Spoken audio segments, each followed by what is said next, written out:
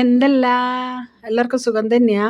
നമുക്കിന്നൊരു താളിപ്പോ ഇനി വഴറ്റോ ഒന്നും ചെയ്യാണ്ട് ഉണ്ടാക്കുന്ന ഒരു പനീർ മട്ടർ കറി. പനീർ മട്ടർ എന്ന് പറഞ്ഞാൽ പച്ചപ്പട്ടാണി ഇട്ടിട്ടുള്ള ഒരു കറി. വളരെ പെട്ടെന്ന് നല്ല ടേസ്റ്റുള്ളൊരു കറി എങ്ങനെയാണ് ഉണ്ടാക്കുന്നത് നോക്കാം. അതിനായിട്ട് ഒരു മിക്സി ജാർ എടുത്ത് വെച്ചിട്ട് അതിലേക്ക് ഒരു വലിയ ഉള്ളി അരിഞ്ഞിട്ടിട്ട് കൊടുത്തിട്ടുണ്ട്. പിന്നെ ഒരു 3 പച്ചമുളക്, എരിവ് കുറഞ്ഞ പച്ചമുളകാണേ. പിന്നെ ഒരു കഷ്ണം ഇഞ്ചിയും അത് 2-3 കഷ്ണമാക്കി പൊടിയായിട്ട് അരിഞ്ഞിട്ടുണ്ട്, ചെറിയ ചെറിയ കഷ്ണമാക്കിയിട്ട്.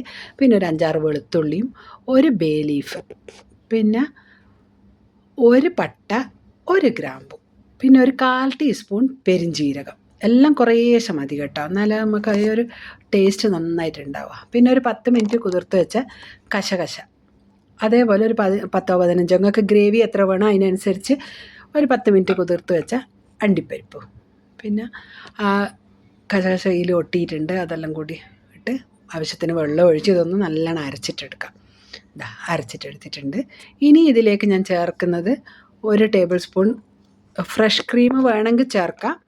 ഞാനിന്ന് പാൽപ്പാടയാണ് ഉള്ളത്, അതുകൊണ്ട് അത് ചേർക്കുന്നുണ്ട്. ഇനി ഇത് പാൽപ്പാട ഇല്ലെങ്കിലും ഫ്രഷ് ക്രീം ചേർത്തിട്ടില്ലെങ്കിലും ഒന്നും പ്രശ്നമല്ല. ഉണ്ടെങ്കിൽ കുറച്ചുകൂടി നല്ലൊരു ടേസ്റ്റ് ആയിരിക്കും, അത്ര തന്നെ. അതാ മിക്സി ഇത് നല്ലോണം ഒന്ന് മിക്സിയിലിട്ടൊന്ന് അടിച്ചെടുത്തിട്ടുണ്ട്. അതവിടെ ഇരിക്കട്ടെ. ഇനി നമുക്ക് പട്ടാണി അടുപ്പത്ത് വെക്കാം. ഞാൻ ഇന്ന് പച്ചപ്പട്ടാണിയാണ് എടുത്തിട്ടുള്ളത്. പച്ചപ്പട്ടാണി ഇല്ലാത്തവരാണെങ്കിൽ ഒരു 5-6 മണിക്കൂർ കുതിർത്ത് വെച്ചിട്ട് കുക്കറിലിട്ടിട്ട് നല്ലോണം ഒന്ന് 2-3 വിസിലടിച്ചിട്ട് എടുത്താൽ മതി. ഇതിപ്പോൾ ഇങ്ങനെ തന്നെ അടുപ്പത്ത് വെച്ചിട്ട് ഒന്ന് മൂടി വെച്ച് ഒരു 3-4 മിനിറ്റ് വെന്ത് വരട്ടെ. കണ്ടോ, വേകുമ്പോഴത്തേക്ക് വെള്ളമെല്ലാം വറ്റിപ്പോയിട്ടുണ്ട്. ഇനി ഇതിലേക്ക് നമ്മൾ അരച്ച് വെച്ച മിശ്രിതം ഒഴിച്ചു കൊടുക്കാം. കണ്ടോ, ഒഴിച്ചു കൊടുത്തിട്ട് കുറച്ച് മിക്സി ജാർ കഴുകിയിട്ട് നമുക്കിപ്പോൾ ആവശ്യത്തിന് എത്ര വെള്ളം വേണോ ഈ സമയത്ത് ഒഴിച്ചു കൊടുത്തിട്ട് ആവശ്യത്തിനുള്ള ഉപ്പ്, ഞാനൊരു 1/2 ടീസ്പൂണിൻ്റെ മേലെ ഉപ്പിട്ട് കൊടുത്തിട്ടുണ്ട്. കാരണം കുറച്ച് കഴിയുമ്പോൾ ഇതങ്ങ് വറ്റും, അന്നേരം ഉപ്പ് കൂടിപ്പോണ്ട, അതുകൊണ്ട് ഞാൻ 1/2 ടീസ്പൂൺ നല്ലോണം ഇട്ട് കൊടുത്തത്.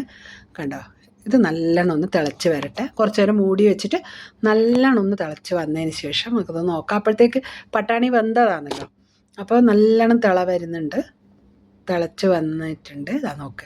ഇനി നമുക്ക് ഒന്ന് ഇളക്കി കൊടുത്തതിന് ശേഷം ഇനി കുറച്ച് വറ്റണമല്ലോ, നല്ലോണം അടുപ്പത്ത് കിടന്ന് അങ്ങനെ തിളക്കട്ടെ. തിളച്ചുകൊണ്ടിരിക്കുമ്പോൾ നമുക്ക് പനീർ ഇട്ട് കൊടുക്കാം. എല്ലാം മേലെ ഇട്ട് കൊടുക്കരുത്, ഒട്ടിപ്പോവും. കുറച്ച് വിട്ട് ശ്രദ്ധിച്ചങ്ങ് ഇട്ട് കൊടുത്തേക്ക് നല്ല.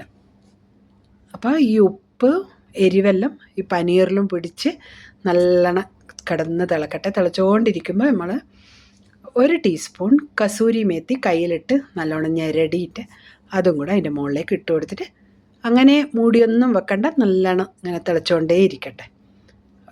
ഒരു 2-3 മിനിറ്റ്, അതിലപ്പുറമൊന്നും വേണ്ട കേട്ടോ. അങ്ങനെ തിളച്ചുകൊണ്ടേ ഇരിക്കുമ്പോൾ 1/2 ടീസ്പൂൺ പഞ്ചസാര ചേർത്ത് കൊടുത്തിട്ടുണ്ട്. നിർബന്ധമൊന്നുമില്ല, പക്ഷേ അത് ചേർത്താലാവുമ്പോൾ നമുക്ക് എല്ലാ ടേസ്റ്റും നല്ലോണം ഒന്ന് ചേർന്ന് വരും. നല്ല അടിപൊളിയായിട്ട് വന്നിട്ടുണ്ട്. ഇനി ഇതൊന്ന് വറ്റിക്കോട്ടെ, അത്രയേ ഉള്ളൂ.